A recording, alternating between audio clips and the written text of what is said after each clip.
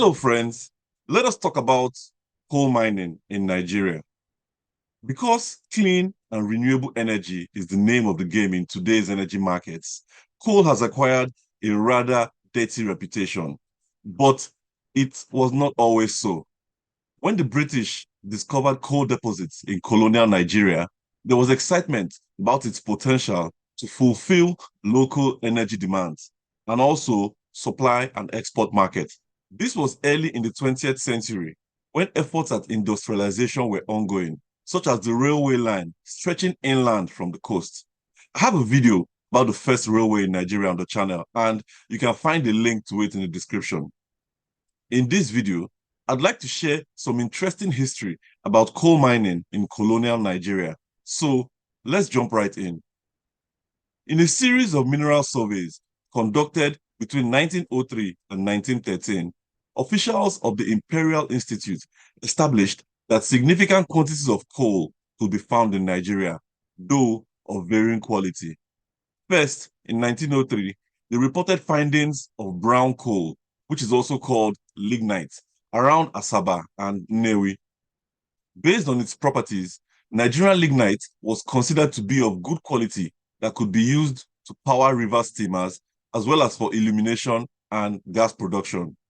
But it contained huge quantities of clay and moisture, which are impurities that diminish its overall quality as an energy source. Subsequently, in 1909, black coal, also known as bituminous coal, was discovered in the Udi area of present-day Enugu State. It contained fewer impurities and had a greater energy output compared to lignite. Further testing confirmed vast quantities of high-quality bituminous coal, and extensive analysis by the Imperial Institute determined that its quality was comparable to the coal found in Canada and the United States, which was suitable for fueling railway engines and useful for all kinds of industrial work. This was great news because the colonial government operated a rail line between Lagos and Kano called the Western Line, whose engines ran on imported coal. The outbreak of World War I in 1914 gave added significance to the Udi deposits as scarcity set in and coal prices rose. Two important events took place around this time.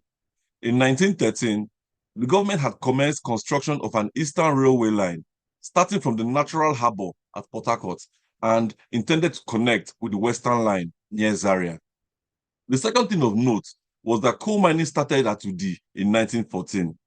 Due to war, the government suspended most of its plans for the Eastern Line, but it also decided that regardless of the war, the Eastern Line will be completed up to the mines in Udi so that coal could be evacuated for use on the Western Line and for other critical applications, such as powering of Marine Department vessels that maintained access to the Lagos harbor, where navigation was often hindered by the buildup of sediment around the natural formation called the Lagos Bar. The Eastern Line reached Udi in May 1916, and evacuation of coal commenced in earnest. Here, we can see an interesting symbiotic relationship between coal and the railways. The former relied on the latter to be transported, which in turn needed the former to run. The ability to transport the collieries' output led to increased productivity, and by the end of 1916, total output was 24,500 tons, an average of 185 tons per day. Coal mining was labor intensive, but the authorities reported that there was no shortage of willing labor, perhaps because the pay was more attractive and immediate compared to agriculture.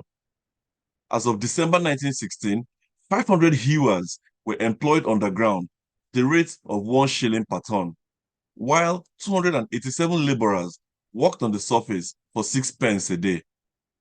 Productivity continued to rise, with output reaching 300 tons a day in 1918. This not only met government's requirements in the railway and marine departments, but permitted the sale of excess coal at the rate of 33 shillings a ton. Hence, by the end of the war, Nigeria had become self-sufficient in coal. By 1926, 10 years after transportation of coal began, output had risen 13 times to almost 324,000 tons.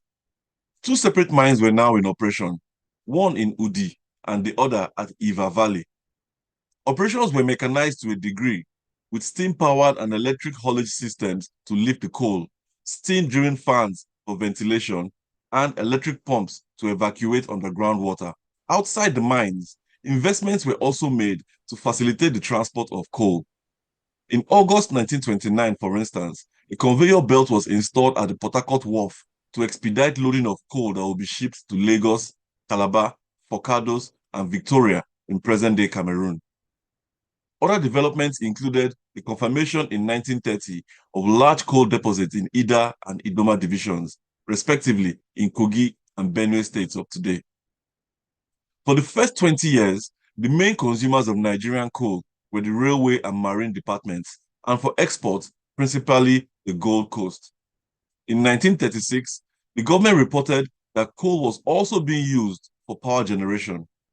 Unlike the tin mines in northern Nigeria, where private sector participation was extensive, coal mining was a government monopoly managed by the Colliery Department and the Enugu Colliery Board. This was in line with the philosophy outlined by Frederick Lugard, who considered coal deposits a critical resource that was best managed by government, especially as it was tied to railway and harbour construction, also considered critical infrastructure on which the colonial government also held a monopoly.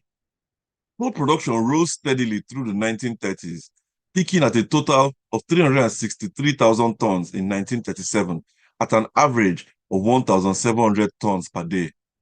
Official reports do not shed much insight on coal production during World War II, that is, between 1939 and 1945.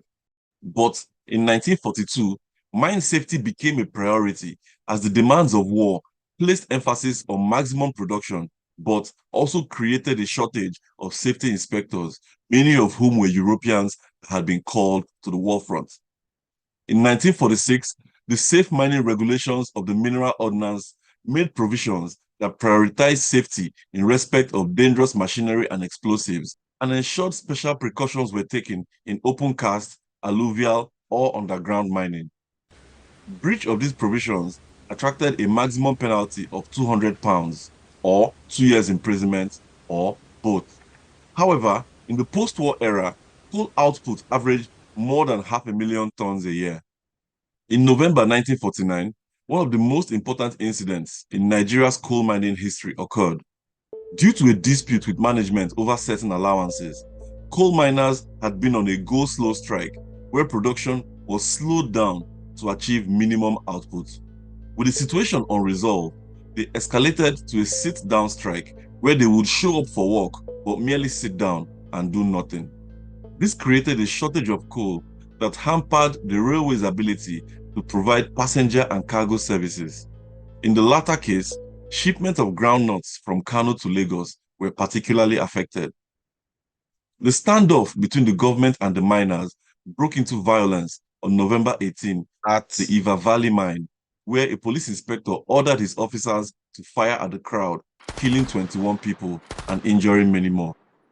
The government had to send reinforcements to cities like Aba, Calabar, Port Harcourt, and Onitsha, where demonstrations broke out in response to the shooting. Again, lethal force was applied. A commission of inquiry was detailed to look into the colliery incident and subsequent riots. In December 1950, management of the coal industry was transferred from the government department to a statutory organization called the Nigerian Coal Corporation, which was created by Ordinance No. 29 of 1950 to take over and work existing undertakings in the public interest.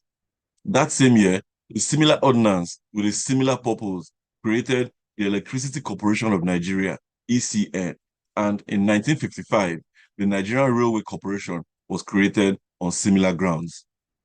There is much more we can discuss about the history of coal in Nigeria, but here I have outlined principal events in that industry from inception up to the era of independence.